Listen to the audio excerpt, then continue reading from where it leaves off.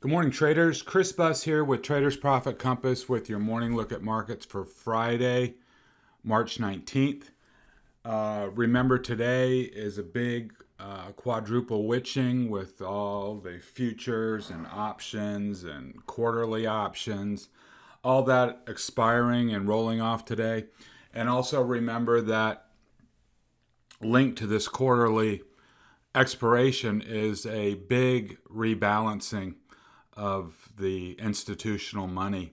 And as we mentioned Monday in the quad witching preview,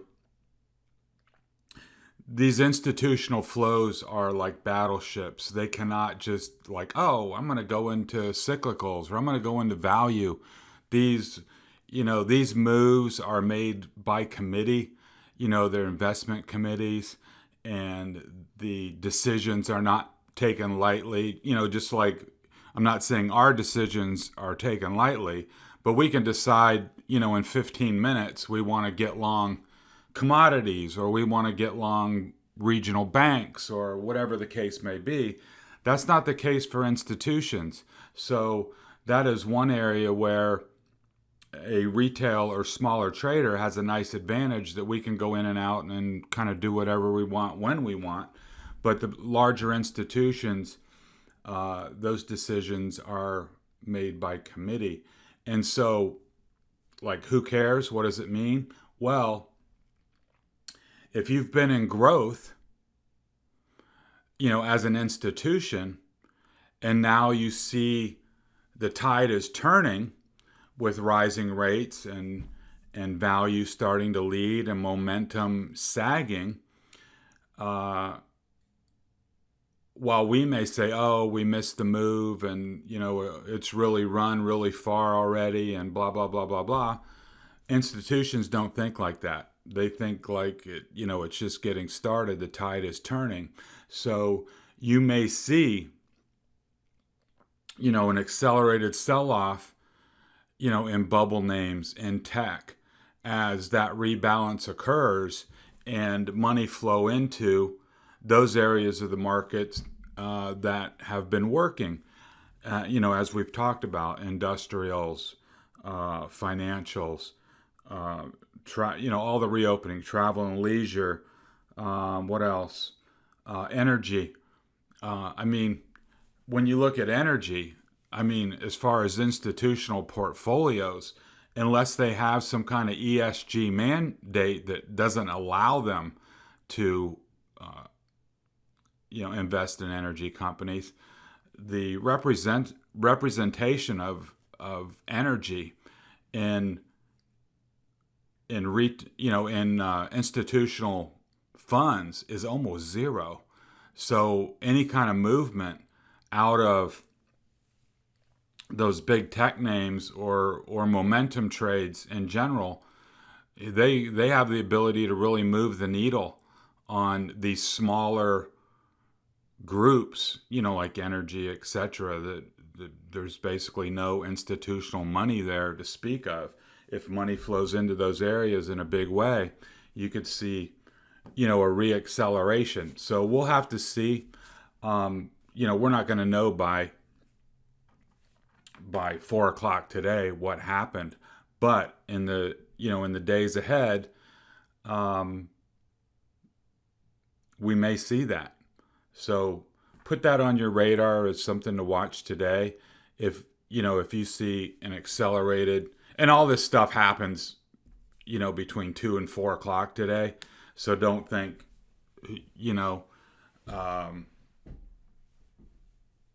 it's going to be like a trade to make today. I don't think it is.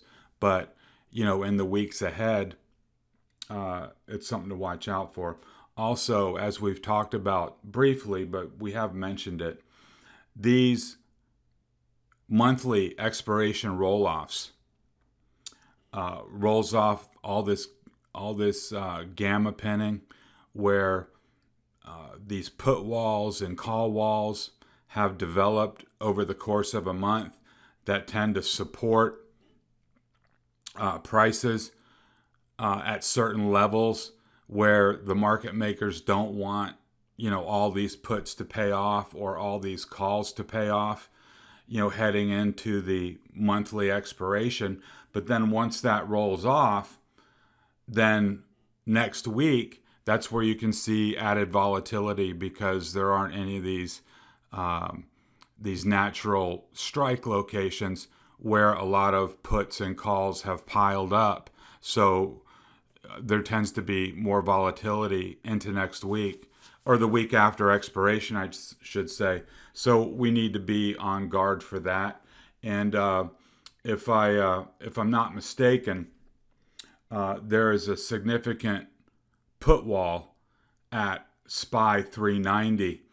And you can see actually right here on the SPY 2-hour chart, that would be right at a gap fill location. So there may be a lot of forces that, okay, we go down, we fill that gap at 390, but as the day proceeds, they just won't let that break and, cascade into the close. That's not a given. That's not a rule.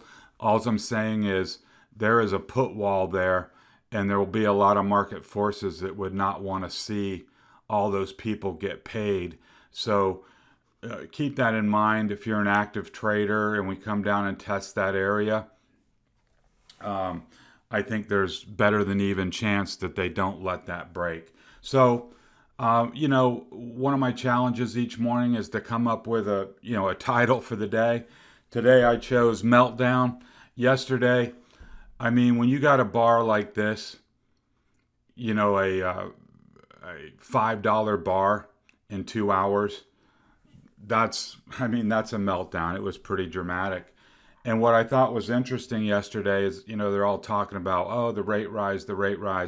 Well, the rates topped out very early in the morning, and they rose essentially the whole day. So I'm thinking like during the morning hours, I'm thinking, okay, the Qs are soft. I expected that. But in IWM and SPY, it looked like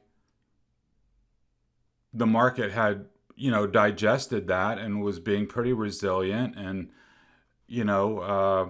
handling it quite well. And then at 2 o'clock, between 1 and 2 o'clock, just everything let go.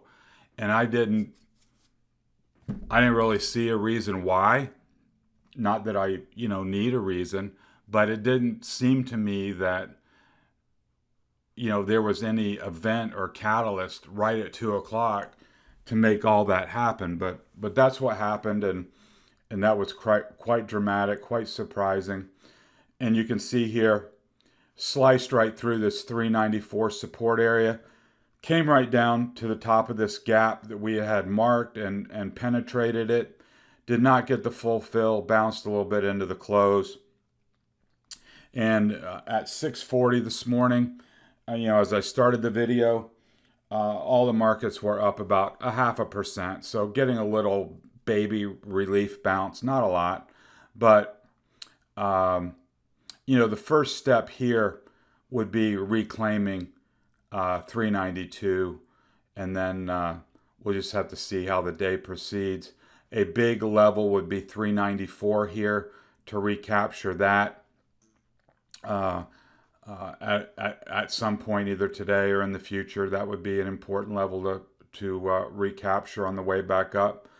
And, we've talked about 390. That would be a gap fill. But then below that, you've got, gaps below that need repair. Here's the 30-minute chart. Here's the gap down in the morning. And then, a steady rise.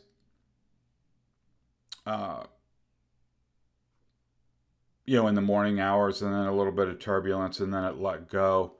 As far as active trading goes, 395, it broke, and then 393.50 broke. Those are all sell signals, and then it came right down in here to this gap at 391.74, which had an overshoot down below, but then recaptured it at the close. So we've got this open gap down to 389.58. let it, let's see if they let that fill and then hold the line at 390 as we discussed. Qs. Here was the J. Powell pop, and then, here was the morning action, and then, once it lost this 316, 315.58, the prior low, it just, collapsed. Doesn't look like a tremendous amount here, but, that's $4 or $5 in, just a couple hours. And what I've done here is I've dropped in the Fibonacci retracements of this bounce move. And to give you areas of potential, if this is the beginning of an upswing, run up, pull back, find support, and then reaccelerate higher. We've got a level here at 311, which is the 50% halfback long level. And then we've got the 618 right down here at the top of this 307 to 300 gap. I can't predict, where it's going to turn around or if it even will, but those are key levels to watch, 311 and 307. If 307 gives way at any point in the future, we're going to come back and tag this prior low at 300 and maybe even go down here to this 297 level that was the low. We can see it here on the 30-minute chart. Here's that 297 low. Here's our bounce. And here's yesterday's action with the gap down. And then a lot of chop in here. That was very frustrating. If you're trying to trade that, a fake breakdown, recapture, then it let go. Once it finally broke below 316, came down in here to 313 and 312. There's a level here you can see at 311 that we discussed over on the 2-hour chart, and then here's the big gap. One thing I missed yesterday, and I apologize, is notice that here on this double top, there was a lot of bearish divergence. And that was a clue that you weren't going to get a breakout here. We knew that in the morning from the standpoint of, it had already gapped down. But on Wednesday, after J. Powell, you had this pop, but you saw that not only was price at key resistance, it was also with a lot of bearish divergence. So that would have added to the case if you were thinking about putting on a short there, an objective short against resistance. This is the one that really surprised me. IWM, it had been, we had talked about the gap fill here on FOMC day, this pop up here in the morning, and then, right up here back to the top. I did not see or anticipate IWM letting go like it did. It went from 233 to 225 in a heartbeat, from 1 o'clock to 4 o'clock. In 3 hours, it dropped $8. It's been a while since I've seen that. That was dramatic. I have to say it was disappointing. Our group has a lot of cyclicals, industrials, that kind of thing in our holdings. We had a couple nice breakouts working. We had 3M working. Honeywell was running. GM was running. Just a bunch of stuff. Everything was looking great as of 1 o'clock, and I was feeling really good that we had, held our ground through this, and were, stabilizing, and then the whole thing let go. So, I mean, as far as today, we've got this gap here that really needs to hold, or otherwise, I mean, just logic stands that if this gap does not hold, then you're in here to 221 to fill this gap down to 219. And that's a big give back. I don't have the fibs on here, but I can tell you that's going to be like a 618 pullback into, into that support zone. And remember, the 200 EMA on the 2-hour chart is the 50 EMA on the daily. So we would be coming back to back test the 50. There is a lot of support there, though. You can see it here. Support, support, support. I would anticipate that that would hold. And then we'd still have a series of higher lows. Got a low here, higher low, higher low. So from that standpoint, it would be constructive, but we'd have to make a decision on what we've got, in our holdings, whether we want to, close them out and regroup at lower prices, or just sit through it and hope that we get a bounce. 30-minute chart, a lot of active sequences here if you're an active trader. Loss of 232, losing a level from above is bearish. That's a sell signal. Losing 230 is a sell signal. Back into the gap, or the prior gap. That's why I leave them on there. It's a well-known level. Back in below 229 is a sell signal. Below yesterday's low is a sell signal. And all the way down. So, I mean, literally, there were 3 or 4 sell signals there on the IWM chart that were objective sells. So before we get into the FATMAAN names, and I want to take a look at ARK, the ARKK fund, and oil going forward that had a huge move yesterday.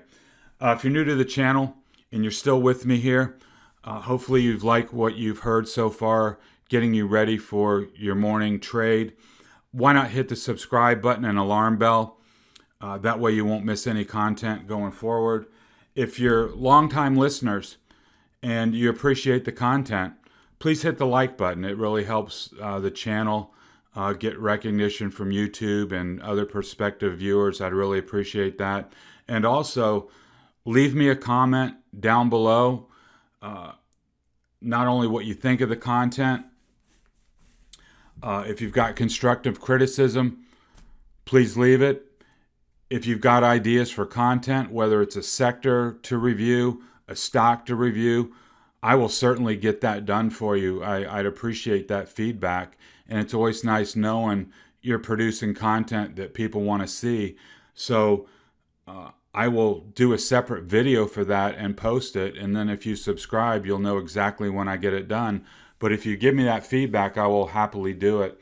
And also, if you're new to Trader's Profit Compass, look over in the show notes. You can visit the website. You can subscribe to my content. You'll get everything in a nice, neat email each and every time I publish anything, whether it's a trade idea or midday update. That should be beneficial, and you'll get an invite to the trading room. So we'd love to have you over there. So I appreciate that. So let's dive into the FATMAAN names. We had been looking at Facebook that had been on this stellar run from 254 to 284. We talked about yesterday this uptrend line that we, if you're bullish, you don't want to see that give way. It did break. It did come into this 278 support area. Now today and in going forward, you want to see that hold. If that gives way and 276 gives way, then you're coming back to 272, and you're looking at a more substantial give back. So those are your key levels. I would say 278, 276, and then if things get ugly, 272 should be an area where it should find some support. Apple, we had this nailed yesterday. If you're an active trader, we said on the gap down that it had to hold 123, couldn't do it. We said long above 123. We said short below it. It did fail. If you had gotten short at 123, that was good for $2. Not record setting. I mean, you're not going to get rich, but that's a winning trade. But the key now is it's back in the down channel. And remember, once you go outside a trading range and then come back inside, that's bearish. So it makes this look like a fake breakout. And so now the technical target would be way down here at the bottom of the channel, just like, bottom of the channel, top of the channel, bottom of the channel, fake breakout, back inside, bottom of the channel. So if that plays out, Apple's got a long way to fall. And I'd have to go even on the daily chart to get that, get that target. But first things first, 120.50 is a little pivot here that you can see. And then there's a gap from, let's just call it 119 down to 116. That's a $3 gap, more or less. If you lose 119, then you're coming down to 116. So those are the immediate levels of concern for active traders. Tesla. We had been talking about it chopping in this range from 670 to call it 705 to 710 in that band. Had a gap down and it just kept going all day. It never, well, I guess it did. It have one little baby green candle here right at support, but then it gave way. And as we've discussed, if you didn't want to trade Tesla directly, you could jump over to one of the ARK funds like ARKK, their innovation fund that is loaded with Tesla. And you can, use that as a proxy if you don't want to trade Tesla directly. But now here at 650, it's got to hold, or it's coming down to 620. And then you've got this big gap down here from, let's call it 595 down to 560. So those are your downside targets. If it were to recapture 670, that would be a bullish technical event. That would make this look like a fake breakdown. So if it can recapture 670 and hold it, then your target would be back up towards 705 and to fill that gap.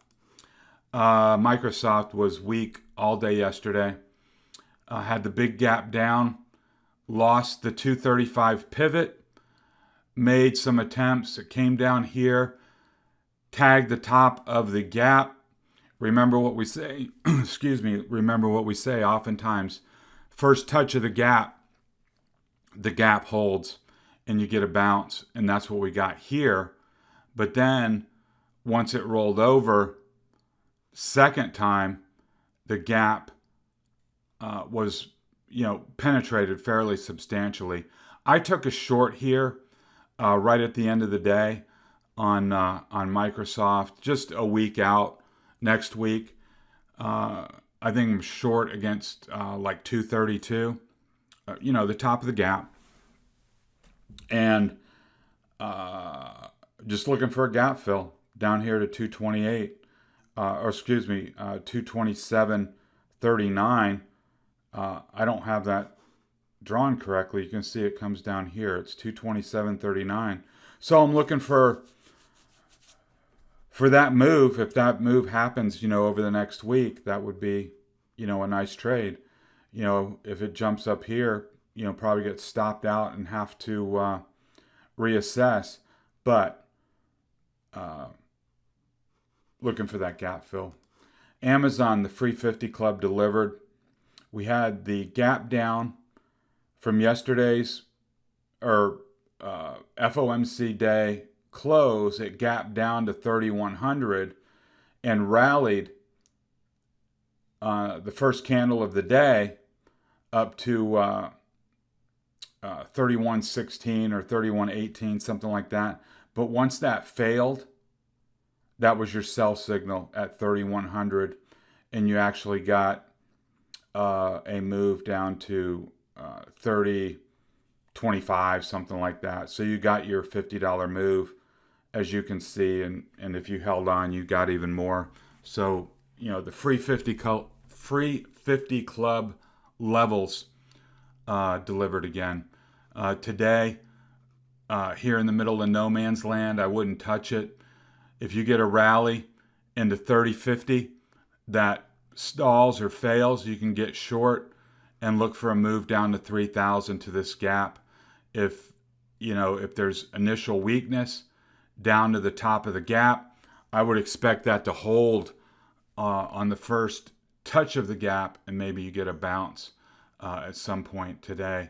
But I think 30.50 and 3,000 at the gap are your tradable levels.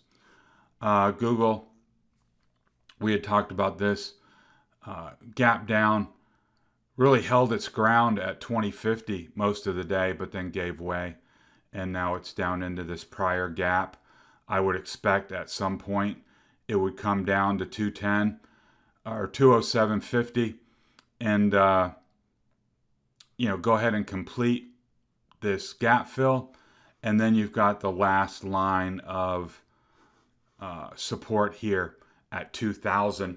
I wouldn't even trade this really at this point unless you got a move down in here where you could take an objective long and then hope for a bounce back up with a tight stop below. But at 2020, you still got potentially $20 of downside, and you're really here in no man's land. So I would wait for this move to resolve and to find some support before I tried to either go long or short on Google. Netflix, quickly, we had talked about 517.50 as being the pivot yesterday. That worked perfectly. Came in here, could not get above, and then just let go all the way down. So you got roughly a $12 move. We've got this big gap here from 504 to 493. That's your pivot. If it goes into this gap, got to be short for this gap fill. As long as it holds the line, I think you're okay. And your first target would be 510 and then back up to 517. ARK, this is the ARK Innovation Fund 60-minute chart.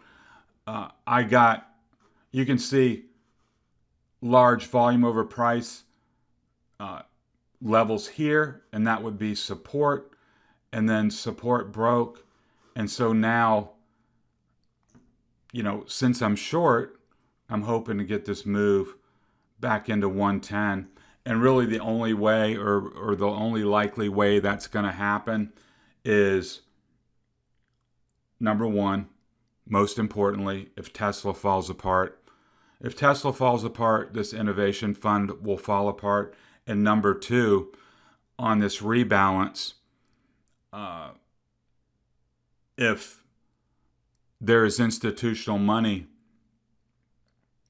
in the super high growth momentum names, the bubble names, if you will, and there's a mass exodus on an institutional scale in those names, that's going to hurt the ARK fund. And also, if rates spike again next week, that's going to dig in to ARK, I would imagine. So I'm in a 120, 105 put spread, and I'm in April. I think that spread was $5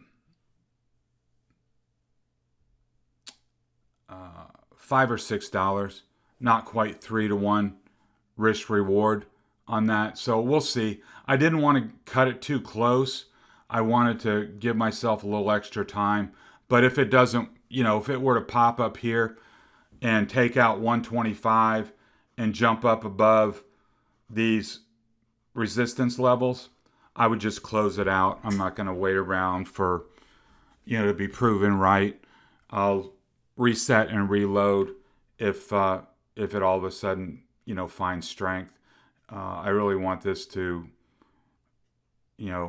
right or right out, go in my direction. If it doesn't, get right out. Now I wanted to spend a little bit of time here, although we're at the 30-minute mark, on USO. 7% down day. You can see here, USO is the tradable ETF that tracks oil futures on WTI. So you can see here in November, it's just been a rocket ship right on up from 25 to 45 on USO, and it plateaued here. And you can see that momentum was coming out here at the top. So that would be a divergent high, right? Price at the highs, but momentum coming out. Then it broke this intermediate uptrend line, and it even broke the trend line off of the November low. And what I've done here in this light shade of blue is drop in the Fibonacci retracement levels to look and see where this thing might stop or find support. So let's take a look at it. Green EMA is the 50. So we had a 50 EMA test yesterday, and we had technical support here at this large volume over price bar here. So 40 is a level. The 200, 38, 35 is a level. The 38% fib pullback is down here at 37, but I really want you to key in on the 50% halfback long at 35. And you can see there was a consolidation here. There's a large volume over price bar here. 50% pullback is, even if you don't want to short it, even if you don't want to mess around with it, set yourself an alarm there. It would be nothing for this to give, a 50% pullback right into support, right into the 50% fib pullback, halfback long, and then that would be a place to take a shot long that this is just a technical pullback. It's not, oh my God, the oil market's falling apart. I believe this is a technical pullback. I think oil is in a bull market. It was running too hot, ran into technical resistance, ran out on incremental buyers. I think if you get that pullback, I think there's going to be a lot of buyers down at USO 35. And hey, if I'm wrong and you get stopped out, we've got levels below to watch. And so, you never know exactly if you nail it, but I would be watching this 35 like a hawk, especially if 40 breaks. As long as 40 holds and the 50 holds, maybe it's just a, one big bad day at the office. But given this big uptrend line has been broken, I think this 40 level will break and come down here and test some lower levels. So let's wrap it up for today. Let's do a quick review. Quad witching, added volatility, big rebalancing. Let's not get too excited today with all the gyrations that can come with a big option expiration. Let's be prepared for added volatility next week as all the gamma pinning and technical factors in the option market roll off.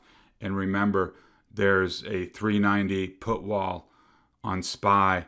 I would be open to some kind of massive rug pull today, but I kind of doubt it. I think the market forces are going to hold things in line and kind of keep it together, keep everybody guessing on a Friday into the close. Are we going to fall apart Sunday night, or are they going to bounce it?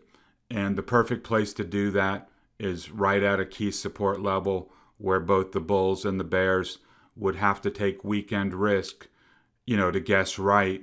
And that's why, this last 2 hours of trading today between 2 and 4, heading into the weekend after a big option expiration, will be very, very important to see where risk sentiment lies. Do people go into the weekend scared, or do they go into the weekend wanting to be long?